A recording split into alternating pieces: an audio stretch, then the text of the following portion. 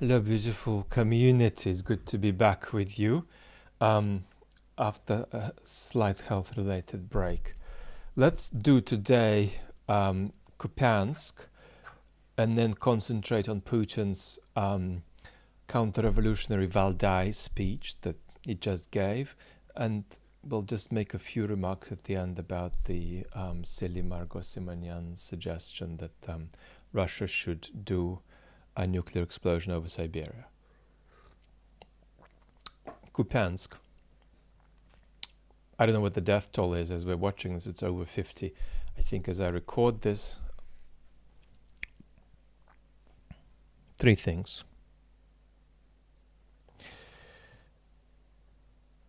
When Russia is killing Ukrainian civilians, we've got to largely put this in a paradigm not of collateral damage but of a terroristic tactic, and we've discussed this for quite a while now, so I won't dwell on that.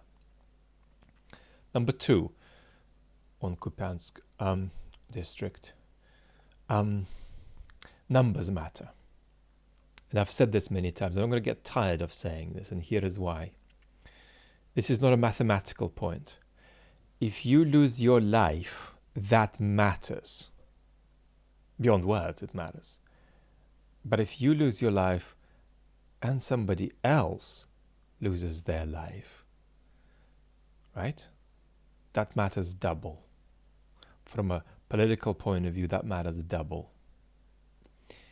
Every number matters. And when things go on for a long time, there is a tendency to become blurry. 2 here, 72 there, 14 over there. Numbers matter. So how many Ukrainians has the Putin regime killed? Right? I think it's healthy to be constantly aware of that number, not all the time, but when you're engaging with how you're making sense of the conflict. But now I want to push us in a different direction. And here a very important bit of political psychology comes in. Let's start with this. This is increasingly unpersuasive to Western citizens as a foreign aid proposition. And that's part of these complex mechanisms of Western fatigue that should not be overestimated, but they're there. Don't tell me you don't feel fatigue. That's not the point. That's why you're here. Now,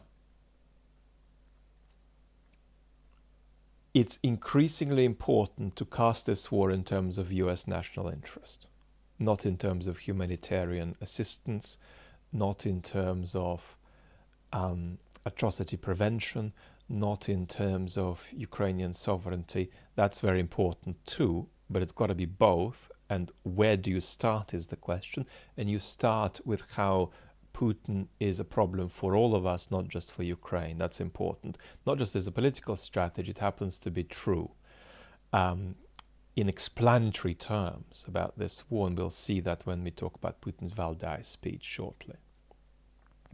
So where am I going with this point about aid? That this is not a foreign aid story.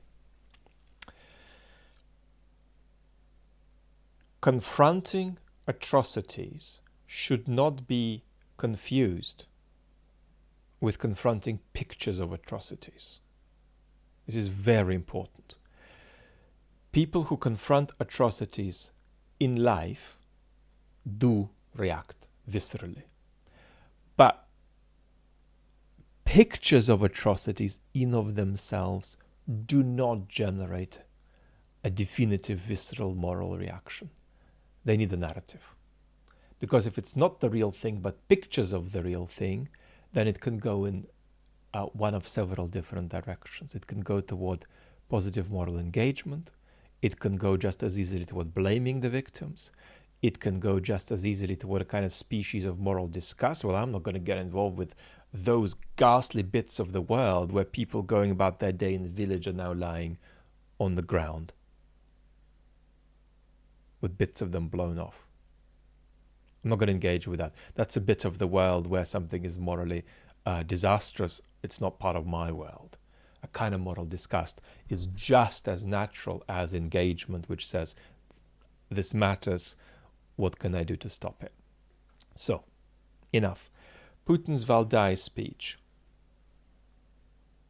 I want to say 3 things about it. Broadly, it's a confident speech. It's a counter-revolutionary speech. You think the world's going in this direction? It isn't. It's going in my direction. And it's particularly unpanicked. Putin has been panicked on certain occasions in recent months, above all during the Prigozhin mutiny. It's a confident, counter-revolutionary and unpanicked speech. Let's unpack that a little bit more. Number 1, I won't dwell on this because we've discussed this endlessly. The West's relentless opposition to Russia's enterprises, as Putin sees it, doesn't make historical sense.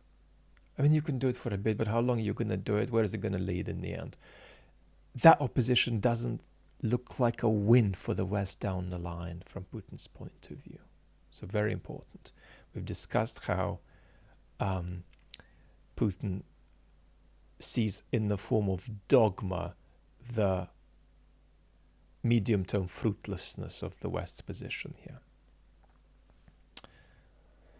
Margot Simonyan, who we'll discuss briefly at the end with her silly nuclear proposal, asked Putin a question. And she said, you know, I love Odessa. Odessa, she said, is a Russian city. Where does the boundary lie for you, Mr. Putin? What's ours, what's not ours, as far as you see it? And this is a very important answer that came to Margot Simonyan from Putin, because sometimes you have to recognize that tyrants are telling the truth about their plans and their aspirations. Putin said, this is not a territorial war. And do you realize, and of course you do realize, how much discourse, especially soft on Russia discourse in our culture, is predicated on the idea that this is some kind of a territorial dispute, a Russian land grab driven by a perception of certain territory being appropriately Russian, or the idea of plugging some kind of security motivated gaps. It's not that. And on this you've got to trust Putin. He's saying it's not a territorial war. And then he went on to say anybody who should be with us, who is sort of kind of Russian or should belong to the Russian world, this is my words, but the sense is roughly sensitive to what Putin said. Anybody who is in that kind of position kind of is with us. The implications doesn't really matter whether they're in Kazakhstan or in Estonia. That's the distinction. There is no territorial distinction here. So we're talking about the borderlessness of empire. Russia does not know, maybe more on this in the next video on the main channel. Russia does not know what it means to feel one's own borders. On Prigozhin, Putin said that his understanding is that a grenade exploded inside the aircraft, and he insinuated, though he said there is no proof, the use of alcohol and drugs. Good politics. Good politics. It's Putin's understanding that a dead Prigozhin is a danger to Putin, just like an alive Prigozhin is. And we've spoken quite a bit about how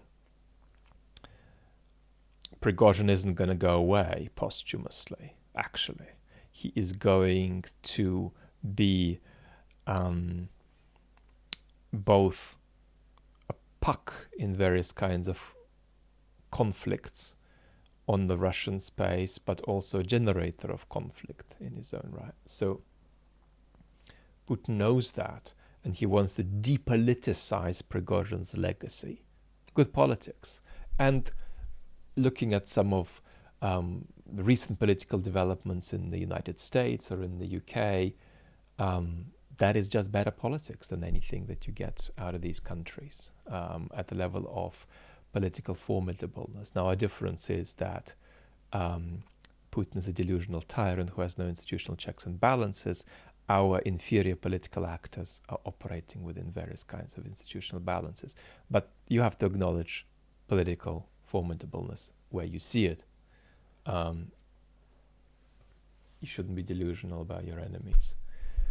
Margot Simonyan proposed exploding a nuclear device over Siberia to return the world, or partly to return the world, supposedly, to a state where it's not just Russian kids who don't have the latest gadget, but nobody's gadgets work because all electronic devices cease to operate.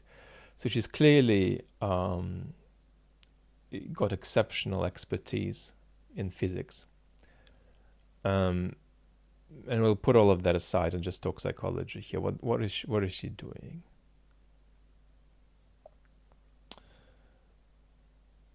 Three motivations.